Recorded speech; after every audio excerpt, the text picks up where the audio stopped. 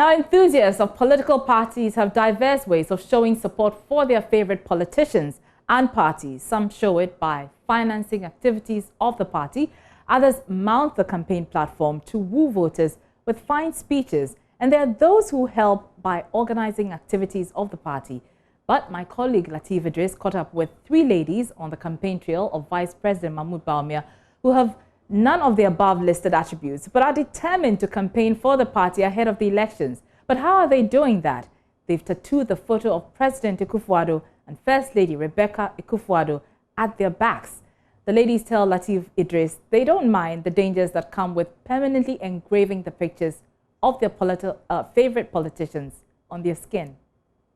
Now, these are some of the party enthusiasts who have tattooed pictures of the First Lady, the President, and the parliamentary candidates of the constituency at their backs in support of the party's fight to win power come December 7.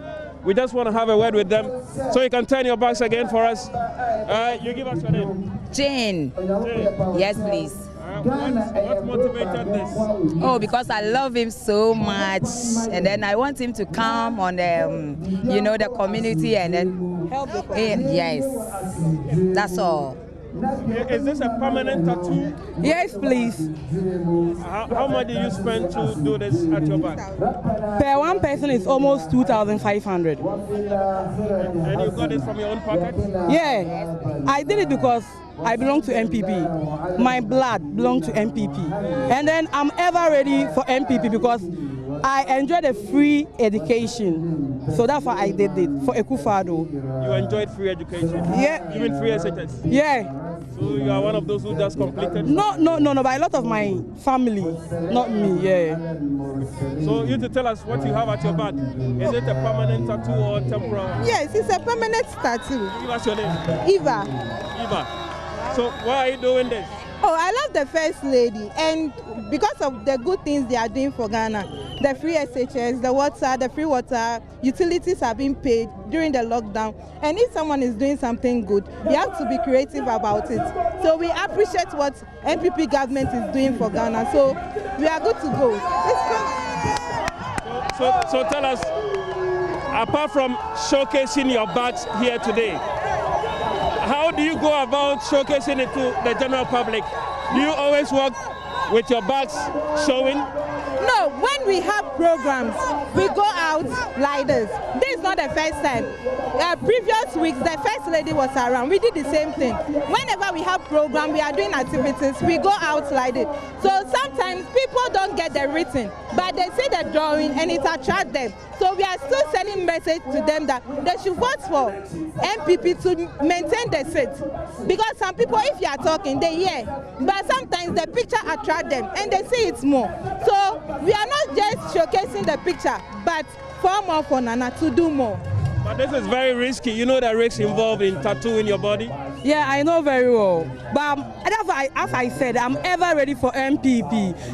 I'm ever ready to die for MPP. My blood is for MPP. So I don't give a shit about anything that happens. Sorry about the foul language, but that is the situation here. These are enthusiasts of the party who have tattooed the photos of the First Lady, the President, and then the parliamentary candidates of the new patriotic party in the English Amafrom constituency at their backs to show their support for the party ahead of the December 7 general elections. This is Lateef Idris reporting for JoyNews.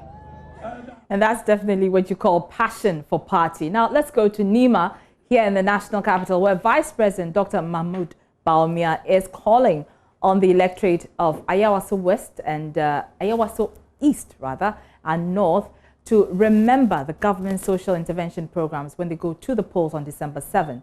The Vice President has been addressing residents of Nima as part of his tour of the Greater Accra region.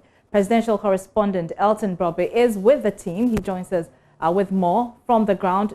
Elton, bring us up to speed with what's happening where you are. So, we are currently at the Kaukudi Park, where the Vice President is introducing the parliamentary candidates for the Ayawaso East, also the Ayawaso North, and the Ayawaso Central constituency for the party. Now, the walk started from the Nimba police station and ended here at the Kaukudi Park. The interesting thing about Ayawaso East is that since the constituency was created in 1992, they've always kept faith with the NDC. The MPP has yet to win this particular seat. Now they have a new candidate in the person of Peter Buju, and he is hoping that he will wrestle the seat from the NDC. But that is obviously a very difficult task ahead of him. But Vice President Dr. Mahamudu Bawumia is called on the people to look at the track record of the MPP as against the NDC. For him, the upcoming election is about records and who is able to deliver on them. He said prior to the 2016 election, the MPP made promise to make secondary education free and also undertake certain social intervention programs. And so far, they'll be able to do it.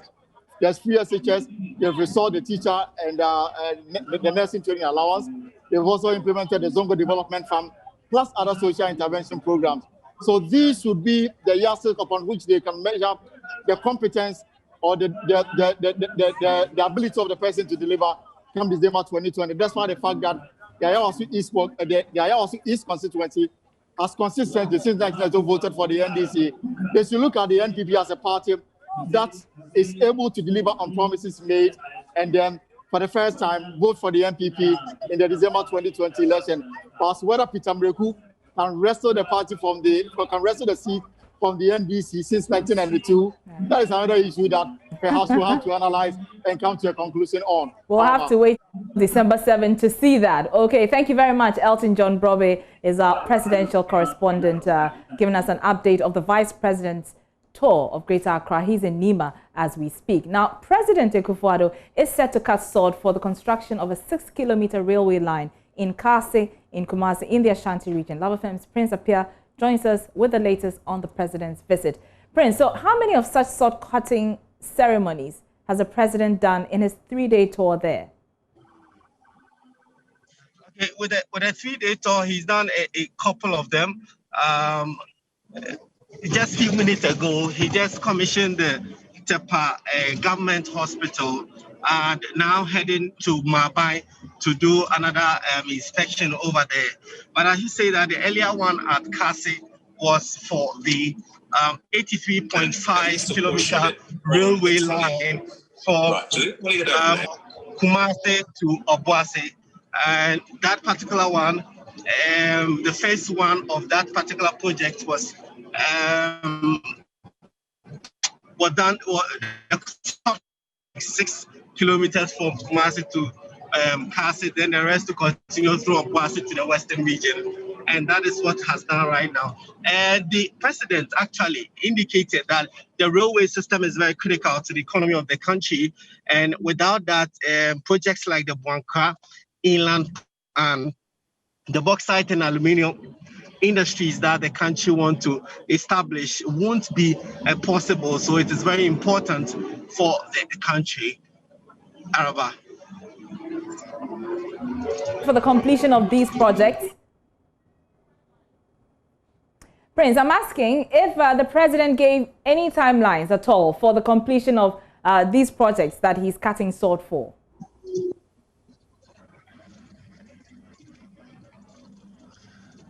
The only one that we know of the timeline has been the Agenda 111, that is the health hospitals in the district assemblies that the government says is going to, the president says is going to do. And that is what we have the timeline. He mentioned that in a matter of 12 months, that will be done. But what has happened today with the Kase project? Unfortunately, we seem to have lost the prince there. He is in a moving vehicle, so you can understand that. Okay, let's stay on the NPP because General Secretary of the party, John Boadu, has sent a strong caution to its disgruntled members who have decided or are harboring the idea of contesting in the 2020 general elections as independent candidates. Speaking in an interview with Kwame Nkrumah Tikese of OKFM, the General Secretary said such actions by any individual is an act of betrayal, which evokes an automatic forfeiture of their membership, and the party will not hesitate to expel such persons. Thankfully, we are joined by John Boadu on Zoom to explain this position further. Many thanks for your time, sir. So What does the constitution of the party say about this development if someone decides to contest as an independent? First of all, let's start from there. Yeah, thank you very much. The constitution is clear. If one decides to join any other party apart from the New Patriotic Party and stand on their ticket, or decide to contest as an independent candidate, obviously standing against the party's ticket, automatically you forfeit your membership. Most often on the ground, they will campaign on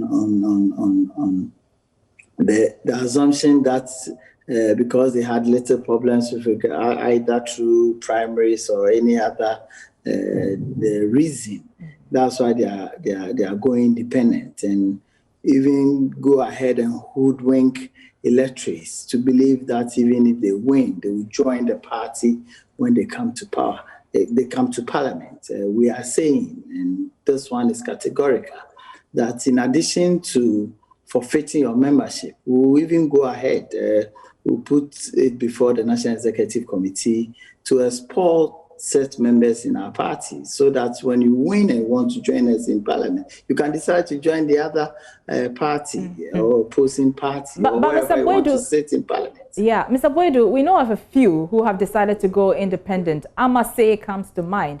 Now, are there any engagements with these people about their grievances? Because a lot of them take these actions because they feel that their grievances are not addressed, and so that's the only resort. I can tell you without any doubt that none of the people who have indicated, unless of course we are not aware, none of the people who have indicated their intention to contest as independent candidate has been contacted and talked to. Extensive discussions have been made either by myself or the national chairman or the chairperson of the Conflict and Resolution committee of the party, headed by the chief of staff, and in some cases, even a meeting of all these parties with even the president. In most of these cases, the president himself is involved in getting our party members to understand that you can't have it all. At certain time, like for instance, the Akwetia example you are giving, you contested elections, you lost. That is what democracy is about. If you lose, you'll be gracious enough to also join the party, because you won a previous primaries and that made you a candidate for you to win as a parliamentarian. So if you go for a primaries that is fair, you go for a primaries that is clean, I don't think that there's any point in deciding to stand as an independent. You see, the reason why I'm making this point is that almost all those who contest as independent candidate coming from our stock eventually will help in reducing the vote of the president. Right. I was coming to that aren't you concerned that this could split votes and this could lead to a reduction in the votes for you on December 7th? Yeah, apart from splitting vote, that may lead to even getting another party winning. It invariably reduces the vote of the president. Right. In all the cases throughout the country. And I think that it is important that members of our party, members that come from our stock, realizes that there are processes and there are end to litigation in all matters. And that's, nobody should think that if you decide to contest as an independent candidate and even go ahead to win, you should be where you are. You don't come joining the party again. I think that it's important that that strong signal is sent to whoever is thinking or harboring that idea of deciding to contest as an independent candidate. Because the party process is clear, the party is supreme in all matters. So I think that it's important that I'm very curious though. I'm very curious. Has anyone been expelled as a result of their decision to go independent? Automatically you forfeit your membership of the party. And what happens is that after the elections, they try to come back. I have applications on my table of people who contested as independent candidates in 2016, and it's still pending. The National Executive Committee have not yet taken a decision on it. So in effect, none of them have been able to put up their intention to even contest in 2020. Just to be very clear, Amase has been expelled from the party as we speak. No, nobody is saying that.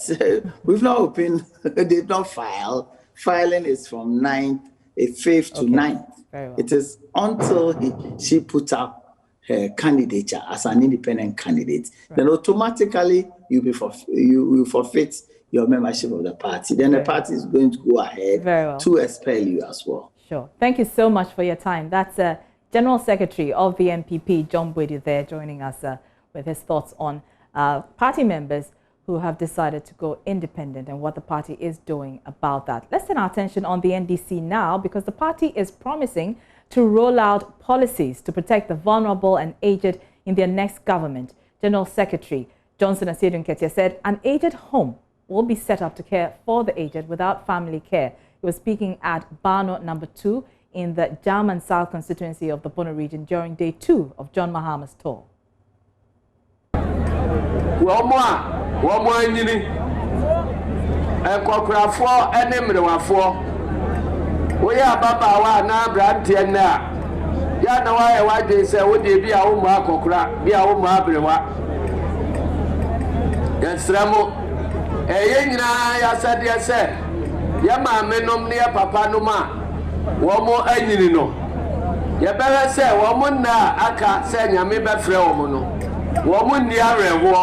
Now also a bit me a dear Nije Akaewo.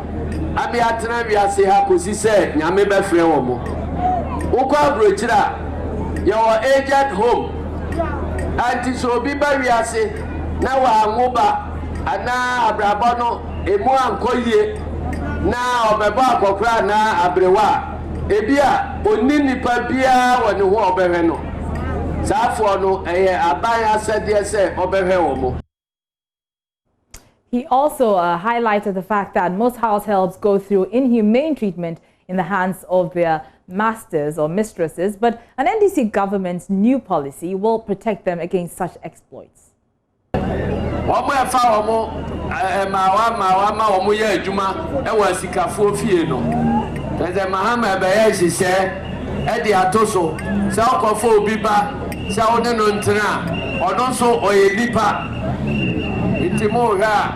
that's how it no was so meso na Katiana de Bemanoa.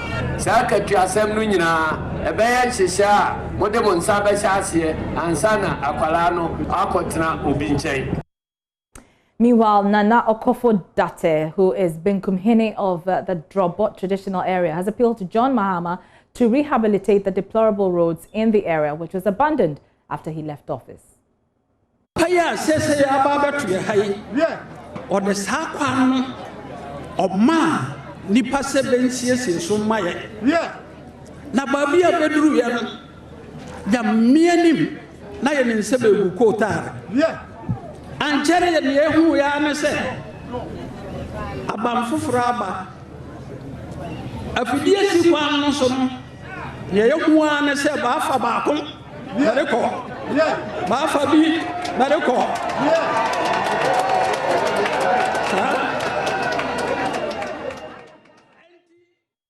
Now, the NDC flag bearer John Mahama is still in the Bono region, and Precious Semevo, my colleague there, joins me with some updates. Precious, what's happening where you are? Where are you right now, and what's happening? Yeah, so currently we are at Nkwantaso in the Doma West municipality. And this is where the former president was built to start his third day of his tour to the north. But even before he got here, he made a stop at Swatre to mourn with a campaign member of Millicent Yeboah Amankwa, who happens to be the Sunyani NDC candidate, a 61-year-old Kwame Asaribafo, who was knocked and killed by a car whilst returning from one of his many campaign trips, driving on his motor bike. So John Dramani Mahama made a stop there to mourn with the family at Swatre. But finally, at Nkwantaso, where there is a deba ongoing here, John Dramani Mahama started speaking not long ago. But so far, what I've heard him talk about is the fact that the continuation of the schools and many other done by the NPP government was just because the current government was not prepared to give them the credit. That is why they abandoned all those projects. Now, it was in reaction to the appeals and comments from the chiefs and people of in Kwantaso, who already they have pledged their unflinching support to the victory of the NDC. Now, they believe that it is by supporting the NDC that they can assure themselves of having projects that they deserve. Talk about educational infrastructure, health infrastructure, roads, particularly their road, the road network from Nkwantaso to Nkwanta.